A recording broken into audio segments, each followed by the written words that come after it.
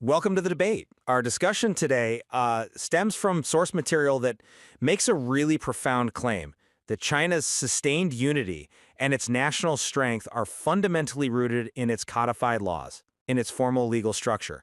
The argument is that these factors are actually more critical than, say, cultural cohesion or even economic drivers. Right, and that assertion really forces us to dig into the exact mechanism of cohesion. We have to decide if that unity comes from the certainty of the legal text itself or from the power that's behind its execution.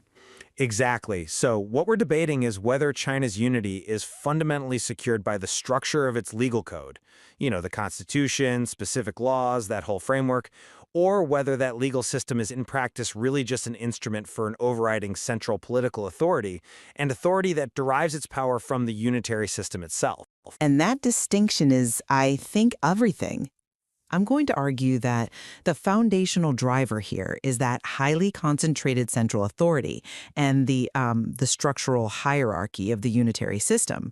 The legal framework is critical, of course, but it functions as the tool, the enforcement mechanism that state power uses to prevent any kind of deviation. So the law is secondary to the political will that wields it.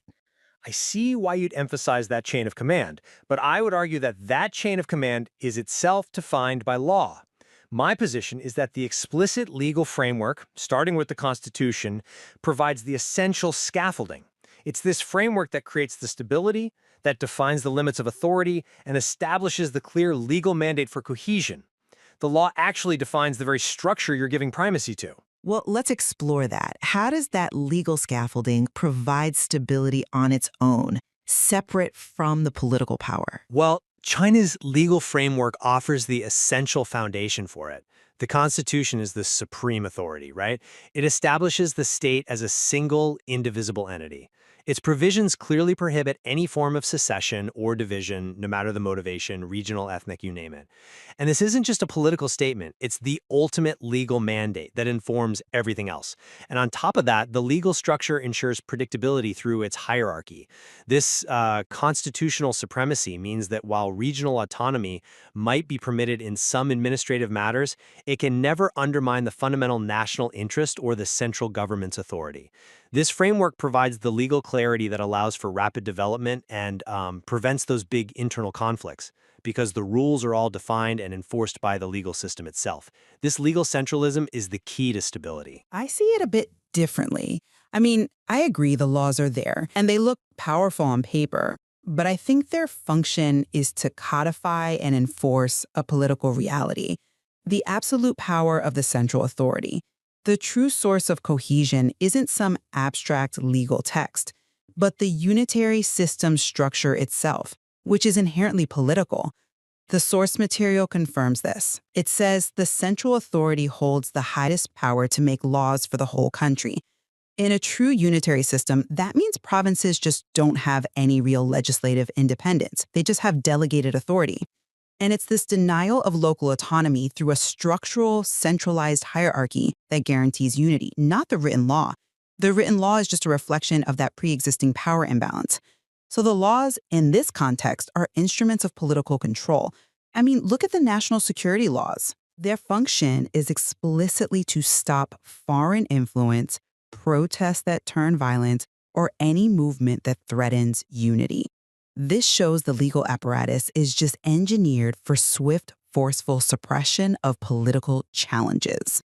The political decision to maintain unity comes first, and the law is the instrument used to get it done. I think we need to be careful with the definitions here. You describe the unitary system as purely political, but I see the unitary system as a profound legal framework that defines the relationship between state organs.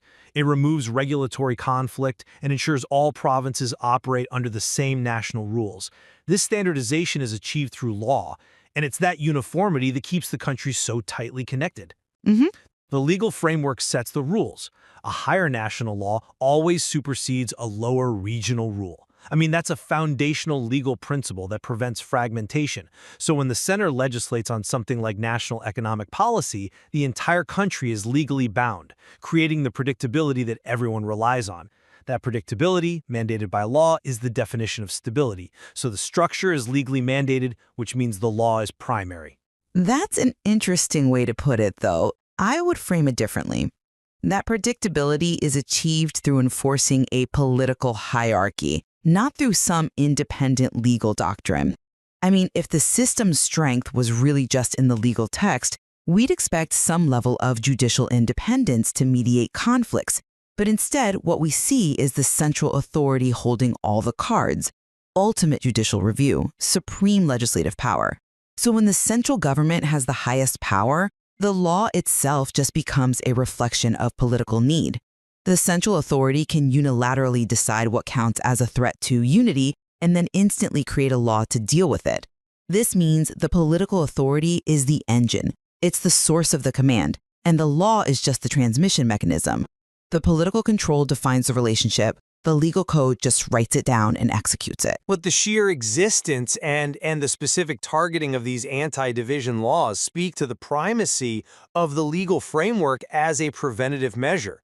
The strong anti-secession law and the national security law are necessary tools because they preempt instability. They provide clear, pre-established legal justification to intervene against actions that could weaken the state or create division. It's legal deterrence theory in action. By codifying the consequence, by creating a clear legal liability for separatist activity, the state ensures it operates within a defined legal space. Their function is foundational. They stabilize things by presenting a united front, legally defined to the world. They're the bedrock of the state's legal self-defense. Right, and that's a compelling argument. But I guess my question is, have you considered the implication of their necessity? If national unity were purely a stable function of the Constitution, which already says the country is an inseparable single state, then these specific, highly aggressive security laws would, well, they'd theoretically be redundant, wouldn't they? The fact that they're used so persistently, so aggressively, often against dissenting voices that are not an immediate military threat, but a political one, suggests that these political tensions persist just under the legal surface. So the laws aren't the source of some inherent, stable unity. They're reactive tools needed to maintain control against constant challenges. They show that the political reality is messy, and the law is the powerful broom used to sweep that mess under the rug. But the law has proven it can handle sophisticated management. Look at the one country, two systems framework for Hong Kong and Macau. I think this demonstrates the flexibility and the inherent strength of the legal structure as the primary unifying force. This structure allows for systemic diversity, different legal traditions, different economic models, while absolutely protecting unity because these regions are still explicitly subject to the national constitution. The law provides the formal, controlled mechanism for managing these complex exceptions without compromising the state's integrity. The framework itself is a testament to the legal code's power. I'm sorry, but I just don't buy that the one country, two systems framework shows the law's inherent unifying power. If anything, it highlights the profound limits of relying purely on a declaration of legal uniformity. I mean, the framework had to be created precisely because standard national laws, the very ones you argue are the foundation, could not be just applied there without risking massive political and economic destabilization. Fundamentally, this was a political and diplomatic negotiation, not a legal imposition. It's an admission that legal uniformity couldn't be achieved everywhere. It required a specific political management strategy backed by the implicit threat of national control to stabilize things. The law became the formal wrapper for a political concession, which reinforces my idea that when legal tools fail, the central authority just reverts to political management and control. And yet, the recent application of the national security apparatus to Hong Kong proves my point about the legal hierarchy.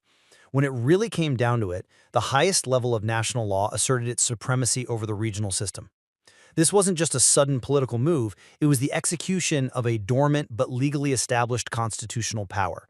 The legal parameters were always there. The law was the anchor that was pulled when the situation demanded it. But that only proves that when the political reality of dissent becomes too much for the local legal system, the central authority imposes a new law to ensure conformity. This is instrumentalism in its purest form.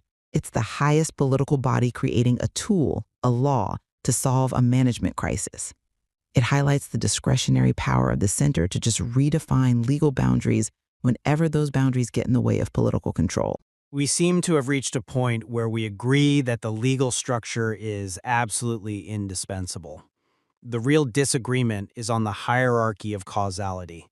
Does the legal code define the stability and control, making it the foundation, or is the highly centralized political structure the foundational engine that just uses the legal code as its most effective tool?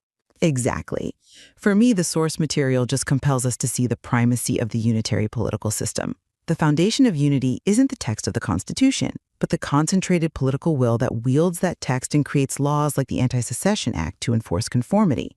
This shows the primacy of structural control over the law as some kind of independent framework. And I still maintain that the system's strength comes from that robust codified legal structure, the Constitution, its mandate for unity, and the security rules which define the boundaries and consequences of political action.